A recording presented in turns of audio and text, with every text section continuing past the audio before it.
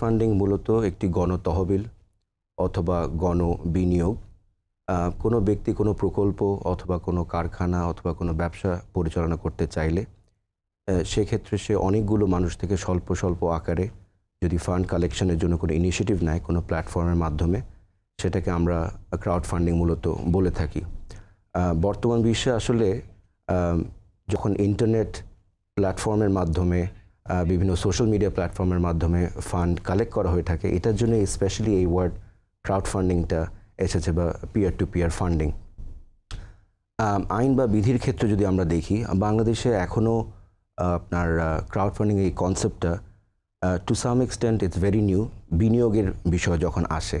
But আপনি যদি দেখেন এখানে কোনো অনুদান অথবা কোনো একটা চ্যারিটি পারপাসে যদি হয়, তাহলে আজকে আমি বলবো এক যুগেরও বেশি এই ক্রাউড ফান্ডিং কনসেপ্টটা ভেরি সাকসেসফুলি বাংলাদেশে অপারেট করছে। তো সত্যি কথা বলতে আপনি আইনের কথা যেখানে বলেছেন, যেহেতু এটা এখনও খুব আর্লি স্টেজে আছে, বাংলাদেশে কোনো আইন, ইনফ্যাক্ট কোনো রেগুলেটরি অথরিটি দ্বারা কোনো বিধি এখনও প্রণয়ন করা হয়নি এই সেক্টরকে রেগুলেট করার জন্য। ক্রাউড ফান্ডিংয়ের অন্যতম একটা মৌলিক বৈশিষ্ট্য হচ্ছে এখানে একজন বিনিয়োগকারী তিনি প্রত্যেকটি কোম্পানি সেখানে কতটুকু বিনিয়োগ করবেন, কোনটিতে বিনিয়োগ করবেন সেটা কিন্তু আলাদাভাবে নির্ধারণ করতে পারেন। পক্ষান্তরে ব্যাংকে আমরা জানি যে সেখানে একটি কালেকটিভ ফান্ড থাকে এবং সেখান থেকে ব্যাংকই মূলত কোথায় বিনিয়োগ করবে সেই সিদ্ধান্ত নেয়। ফিনান্সিয়ার বা ডিপোজিটরের সেখানে আসলে কোনো ধরনের কন্ট্রোল থাকে না।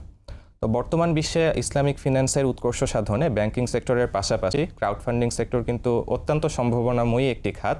বিশেষ করে কিছু ক্ষেত্রে বরঞ্চ আমরা বলতে পারি যে ক্রাউড ফান্ডিং সেক্টর ব্যাংকের চাইতে বেশ কিছুটা সুবিধাজনক জায়গায় আছে। যেমন ক্রাউড ফান্ডিং সেক্টর কিন্তু ব্যাংকের চাইতে অনেক বেশি ফ্লেক্সিবল, এখানে রেগুলেশন এবং আইন কানুনি জটিলতা ব্যাংকের চাইতে অনেক কম। আবার অপরদিকে টেক নির্ভর হওয়াতে এখানে কিন্তু ইনোভেশন এবং স্কেল আপের ভালো সুযোগ আছে, যার ফলে আমরা দেখতে পাই যে ইসলামিক ফিন্যান্সের অনেক প্রোডাক্ট যেগুলো আসলে ট্রায়াল অ্যান্ড এরর ফেজের ভিতর দিয়ে নিয়ে যেতে হয়, সেগুলো নানা কারণে ব্যাংক করতে আগ্রহী হয় না। উদাহরণস্বরূপ আমরা জানি প্রফিট লস শেয়ারিং যে মেথডগুলো আছে, যে কন্ট্রাক্টগুলো আছে, সেগুলো ব্যাংক খুব একটা করতে চায় না। গোটা বিশ্বব্যাপী কিন্তু একই অবস্থা।